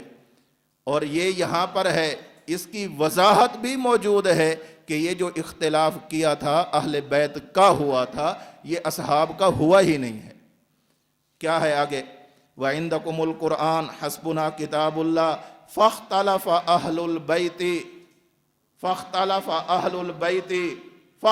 أَهْلُ الْبَيْتِ اہل بیت نے آپس کے اندر اختلاف کیا ہے. حضرت عمر نے کیا ہی نہیں ہے. اہل بیت میں سے کس نے کہا ہے؟ وَاخْتَصَمُوا، آپس کے اندر اختلاف رائے کیا اور وہ اختلاف رائے بڑھ گیا. فَمِنْهُمْ مَنْ يَقُولُ، اہل بیت اسم آ گیا ہے. اس کے بعد منہم، یہ جو ضمیریں آ رہی ہیں انہی کی طرف جائیں گے. منہم یہ من تبعیض کا ہے، انہی میں سے. کن میں سے؟ اہل بیت میں سے. منہم من یقول، انہی میں سے کچھ لوگوں کا کہنا یہ تھا قربوا یکتب لکم کتابا لا تضلوا بعدہ، کہ کوئی چیز لے آنی چاہیے، اللہ کے رسول کو دینی چاہیے. ومنہم من یقول غیر ذالک، اور ان میں سے بعض لوگ کہنے لگے. کن میں سے؟ اہل بیت میں سے. یہ بات عمر کی ہے ہی نہیں بابا، یہ بات اہل بیت کی ہو رہی ہے، علی المرتضیٰ کی ہو رہی ہے، حضرت عباس کی ہو رہی ہے، یہ حضرت فاطمہ کی ہو رہی ہے، ازواج مطہرات کی ہو رہی ہے. عمر کی بات نہیں. فاختلف اہل البیت، اہل بیت کا ویسے مصداق تم کسی اور کو نہیں مانتے. نہ ماننے پر آؤ تو نبی کی بیویوں کو نہیں مانتے، اور ماننے پر آؤ تو عمر کو بھی مان لیتے ہو. عجیب بات ہے. جب کہا جائے نا کہ اہل بیت سے کیا مراد ہے، کہتے ہیں صرف 5 تن مراد ہیں. خود اللہ کے نبی ہیں، حضرت علی ہیں، حضرت فاطمہ ہیں اور حسنین ہیں. بس آپ نے ایک چادر کے نیچے لے لیا تھا. آپ نے فرمایا اللہم ہؤلاء اہل بیتی، یہ میرے اہل بیت ہیں. تو جب تم نہ ماننے پر آؤ نبی کی ازواج کو اہل بیت سے خارج کر دیتے ہو، اور جب بات بگڑ جائے تم سے سنبھلے نہ، پھر حضرت عمر کو بھی اہل بیت میں لے آتے ہو. کوئی ایک پیمانہ رکھو. یہ لینے کے باٹ اور دینے کے باٹ اور، یہ کہیں اور چلاؤ. یہ کیا بات ہوئی؟ خیر، اس کے بعد اللہ کے رسول صلی اللہ علیہ وسلم وفات پا گئے. اور پھر اس کے بعد یہ جو معاملہ اس وقت پیش آیا تھا، اگر حضرت علی رضی اللہ تعالیٰ عنہ کی خلافت کا بقول ان لوگوں کے پہلے سے اعلان ہو چکا تھا، غدیر خم کے موقع پر اعلان ہو چکا تھا، حضرت علی رضی اللہ تعالیٰ عنہ نے اکیلے سنا تھا یا باقی صحابہ نے بھی سنا تھا؟ اگر بقول ان کے کہ حضرت اللہ کے نبی نے اعلان کیا غدیر خم کے موقع پر، وہ صرف علی کو بلا کر کان میں کہا کہ میرے بعد تم خلیفہ ہوگے. اللہ کے نبی کی عادت کیا ہے؟ جب انتظامی مسئلہ ہے تو سب کے سامنے بیان کیا. بقول تمہارے غدیر خم پر جب اعلان ہو گیا تھا، تو جب اللہ کے رسول صلی اللہ علیہ وسلم کے بعد خلیفہ بنانے کی باری آئی تو حضرت علی کھڑے ہو کر کہہ سکتے تھے نا کہ اللہ کے نبی نے غدیر خم کے موقع پر مجھے کہا تھا کہ میں اللہ کے نبی کے بعد خلیفہ بلا فصل ہوں، تو لہٰذا یہ خلافت مجھے دے دی جائے. یہاں تو ایسا ملتا ہی نہیں ہے. جب سقیفہ بنی ساعدہ کے اندر یہ لوگ اکٹھے ہوئے، حضرت علی رضی اللہ تعالیٰ عنہ نے لوگوں کو آمادہ کیا کہ خلافت کے بارے میں حضرت ابو بکر کا فیصلہ کیا جائے. یہ حضرت علی کی کوششوں سے ہوا ہے. یہ کہنا کہ حضرت علی رضی اللہ تعالیٰ عنہ خلیفہ بننا چاہتے تھے، اللہ کے نبی بھی چاہتے تھے لیکن بن نہ سکے، الیاذ باللہ ان 3 خلفاء نے زبردستی اس معاملے کو اپنی طرف لے لیا ہے. اس سے بڑی شیطنت، اس سے بڑی خباثت اس جہان میں نہیں ہو سکتی کہ صحابہ کرام کی آڑ لے کر، اہل بیت کی آڑ لے کر، فاتح خیبر کی آڑ لے کر، شیر خدا کی آڑ لے کر، اللہ کے نبی صلی اللہ علیہ وسلم کے پاک گھرانے کی آڑ لے کر اللہ کے نبی صلی اللہ علیہ وسلم کو الیاذ باللہ ناکام ثابت کرنے کی کوشش کی جائے. یہ باتیں ہم تم سے ایسے نہیں ہونے دیں گے. یہ نہیں کہ تم اپنے چند حواریوں میں بیٹھ کر کہہ لو. یہ اہل حق جب تک زندہ ہیں نبی کا بھی دفاع کرتے رہیں گے اور نبی کے اصحاب کا دفاع بھی کرتے رہیں گے انشاءاللہ. بھول جاؤ تم کہ ہم جو بات بھی کہیں گے مان لی جائے گی. دلائل کی دنیا میں آؤ، دلائل کی دنیا میں، لاٹھی سے نہیں، گولی سے نہیں، دلیل کی دنیا میں آؤ. خود تمہاری کتابیں بول پڑیں گی، خود تمہاری کتابیں، کہ اللہ کے نبی کی وفات کے بعد حضرت علی اس بارے میں سرگرم تھے کہ خلیفہ حضرت ابو بکر رضی اللہ تعالی عنہ کو بنانا چاہیے. وہ کہاں گئی تمہاری غدیر خم کی باتیں، وہ کہاں گئی تمہاری صحیح بخاری پر اعتراض والی باتیں جن میں تم یہ ثابت کرنا چاہتے ہو کہ اللہ کے نبی صلی اللہ علیہ وسلم تو لکھنا چاہتے تھے۔ عمر نے کہہ دیا، حضور کے باقی صحابہ بھی خاموش ہو گئے، اور حضرت عمر نے کہہ دیا، حضور بھی خاموش ہو گئے، علی بھی خاموش ہو گئے، عباس بھی خاموش ہو گئے، ازواج مطہرات بھی خاموش ہو گئیں، نبی کی بیٹی بھی خاموش ہو گئی۔ یہ تمہیں زیب دیتا ہے، تم جیسے کالے دماغ والوں کو یہ زیب دیتا ہے۔ اہل حق کے سینے روشن ہیں، ان میں ایمان کی ضیاء موجود ہے، ان میں ایمان کا نور موجود ہے، نبی کی محبت کا نور موجود ہے، صحابہ اکرام کی محبت اور عقیدت کا نور موجود ہے۔ وہ اس طرح کے اندھیروں کو قبول نہیں کرتے۔ ایسا نہیں کہ جو آئے اور کہتا جائے ہم مانتے جائیں، ایسا نہیں۔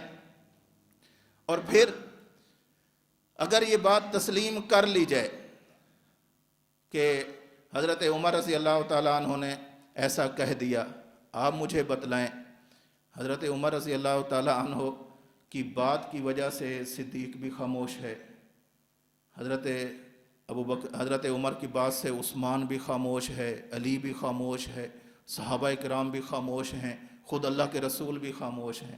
ایسا نہیں تھا۔ حضرت عمر رضی اللہ تعالیٰ عنہ نے ایک مرتبہ مدینہ میں خطبہ دیا اپنے زمانہ خلافت میں، جس وقت وہ فاتح بھی ہیں، سربراہ بھی ہیں، امیر المومنین بھی ہیں، اور ان کی بات مانی جاتی ہے، سرکاری طور پر مانی جاتی ہے، سیاسی طور پر مانی جاتی ہے، حکومت اقتدار حضرت عمر کے ہاتھ میں ہے۔ کہا کہ زیادہ مہنگے مہنگے حق مہر نہ مانگو، جاؤ اور اپنی گھروں کے اندر عورتوں کو یہ مسئلہ بتاؤ۔ عمر کہہ رہا ہے کہ مہنگے مہنگے حق مہروں کا مطالبہ نہ کرو، نبی نے اپنی بیٹی کے لیے جتنا حق مہر رکھا ہے اس سے زیادہ نہ مانگو، نبی نے اپنی ازواج کے لیے جتنا حق مہر رکھا ہے اس سے زیادہ حق مہر نہ مانگو۔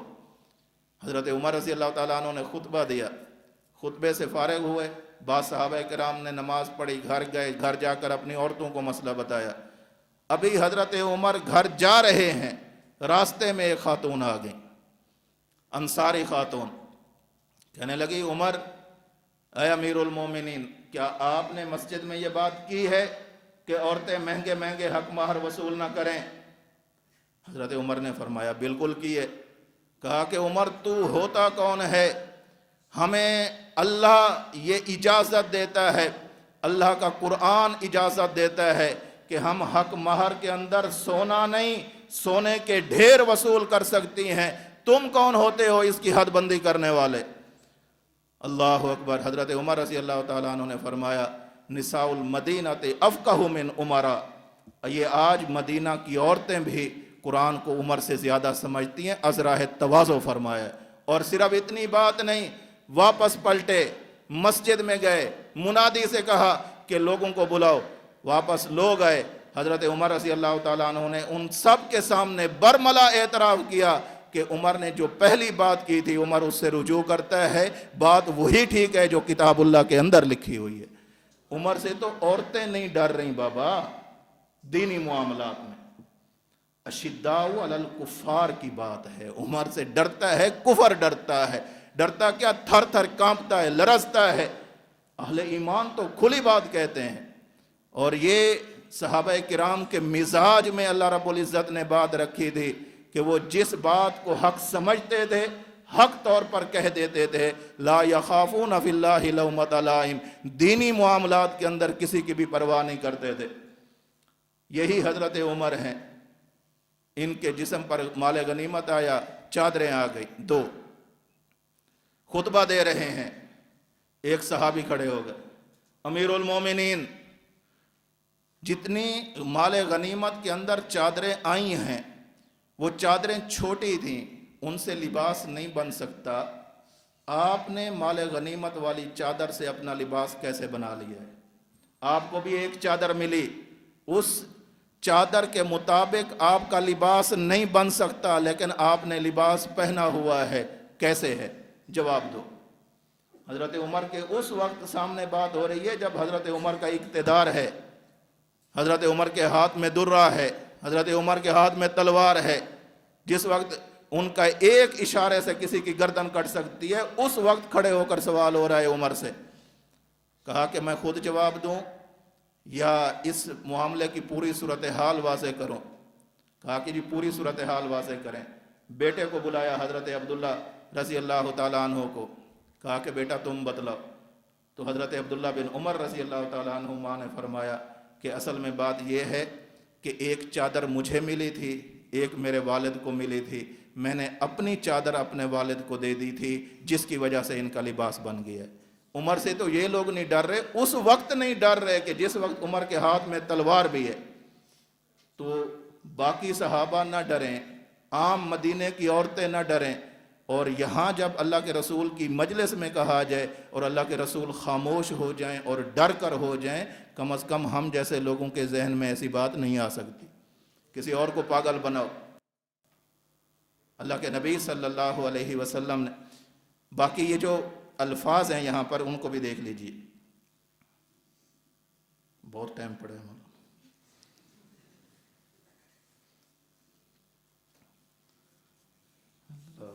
یہ الفاظ ہیں جو صحیح بخاری میں، انہیں دیکھ لیں۔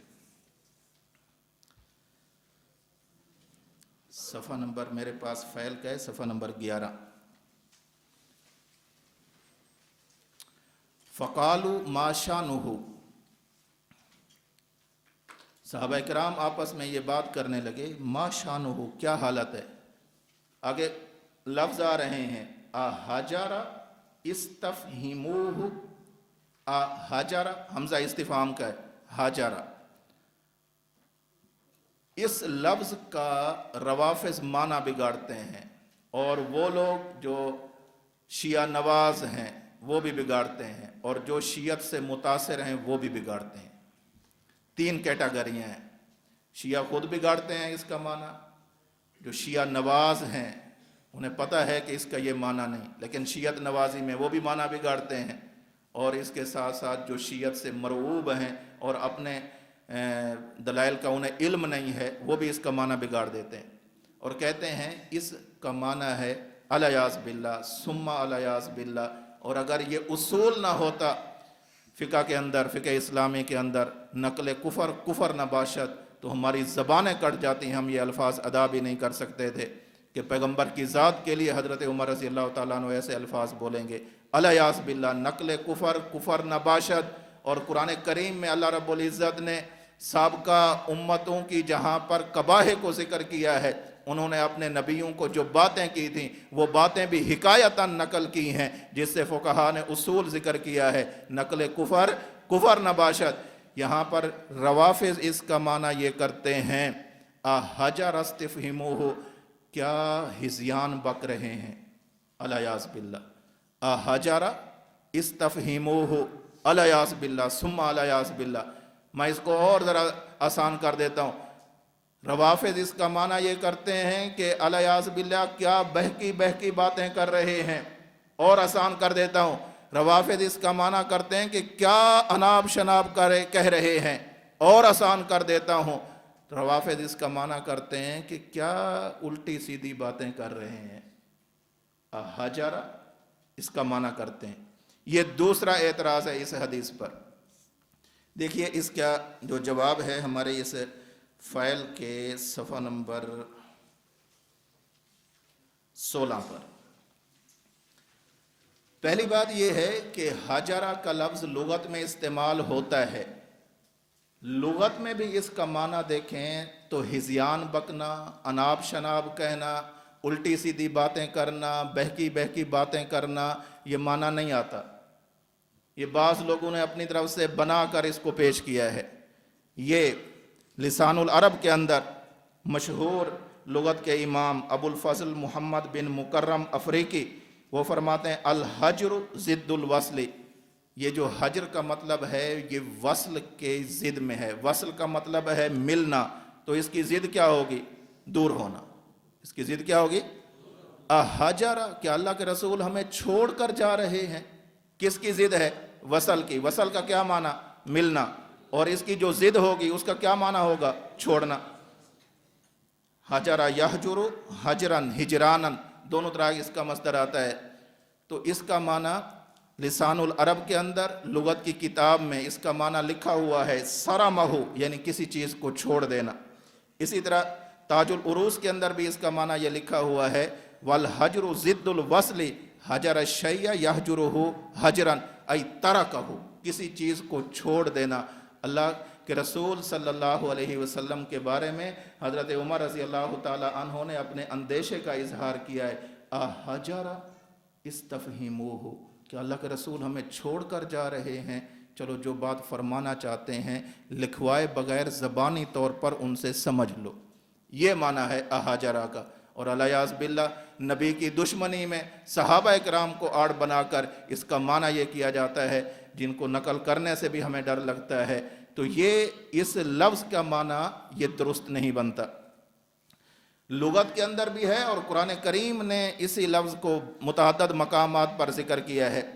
سورۃ النساء میں اللہ رب العزت ارشاد فرماتے ہیں واللاتی تخافون نشوزہن فعظوہن وہجروہن، اب اس کا کیا معنی کریں گے؟ وہجروہن یعنی بیویوں کو اپنے بستروں کے اندر چھوڑ دو، یہ حجر والا معنی کریں گے، چھوڑنے والا۔ الیاذ باللہ یہاں وہ معنی نہیں ہو سکتا جو روافظ بیان کرتے ہیں۔ سورۃ الفرقان میں ہے وقال الرسول یا رب ان قوم اتخذوا هذا القرآن مہجورا، هذا القرآن مہجورا، چھوڑا ہوا۔ اسی طرح سورۃ مزمل میں ہے وَاصْبِرْ عَلَىٰ مَا يَقُولُونَ وَاهْجُرْهُمْ هَجْرًا جَمِيلًا، چھوڑنے والا معنی۔ تو لغت بھی کہتی ہے، قرآن بھی کہتا ہے کہ حجرہ کا وہ معنی نہیں جو روافظ بیان کرتے ہیں۔ حجرہ کا معنی کیا ہے؟ چھوڑ دینا۔ احجرہ استفہموہ، کہ اللہ کے رسول ہمیں چھوڑے جا رہے ہیں، پھر لکھنے کی زحمت نہ دو، زبانی سمجھ لو، یہ معنی اس کا۔ تیسرا اعتراض یہ کیا جاتا ہے کہ منکرین حدیث کی جانب سے اعتراض ہے۔ اعتراض یہ ہے کہ حضرت عمر رضی اللہ تعالی عنہ بھی حدیث کو حجت نہیں مانتے تھے، اور دلیل کیا ہے؟ یہ حدیث ہے۔ منکرین حدیث کیا کہتے ہیں؟ حضرت عمر حدیث کو حجت نہیں مانتے تھے، اور حدیث حجت ہے بھی نہیں، دلیل یہ حدیث ہے۔ عجیب ہے۔ کیوں؟ حضرت عمر رضی اللہ تعالیٰ عنہ نے کیا فرمایا؟ حسبنا کتاب اللہ۔ اس کا معنی یہ ہے کہ حدیث کو، میں نے شروع میں اس کا لفظ کا معنی کیا تھا کہ آپ نے ہمیں جو قرآن سمجھا دیا ہے وہی ہمارے لیے کافی ہے، اور میں نے اس وقت بھی عرض کیا تھا کہ یہ دفعہ دخل مقدر ہو رہا ہے۔ باقی یہ بات کسی سے ڈھکی چھپی نہیں ہے کہ حضرت عمر رضی اللہ تعالی عنہ بھی اللہ کے نبی صلی اللہ علیہ وسلم کی حدیث کو حجت مانتے تھے۔ صحیح مسلم میں روایت موجود ہے، حضرت معدان بن ابی طلحہ رضی اللہ تعالی عنہ سے ہے ان عمر بن الخطاب خطب یوم الجمعۃ فذکر نبی اللہ صلی اللہ علیہ وسلم وذکر ابا بکر۔ پھر اس کے بعد یہ جو کچھ نقطے لگے ہوئے ہیں انہیں علامت حذف کہا جاتا ہے، یہاں پر کچھ عبارت کو چھوڑ دیا گیا ہے۔ آگے ہے ثم قال اللہم انی اشہدک علی امراء الامصار وانی انما بعثتہم علیہم لیعدلوا علیہم ولیعلموا الناس دینہم وسنت نبیہم صلی اللہ علیہ وسلم۔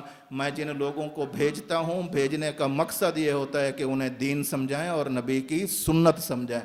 حضرت عمر رضی اللہ تعالیٰ عنہ تو نبی کی سنت کو حجت مان رہے ہیں، تبھی اپنے جن عمراء اور مشیروں کو بھیجتے تھے انہیں یہ تاکید کرتے تھے کہ جیسے لوگوں کو قرآن سمجھانا ہے اسی طرح لوگوں کو نبی کا فرمان بھی سمجھانا ہے، اس لیے کہ قرآن بھی ہدایت ہے اور نبی کا فرمان بھی ہدایت ہے۔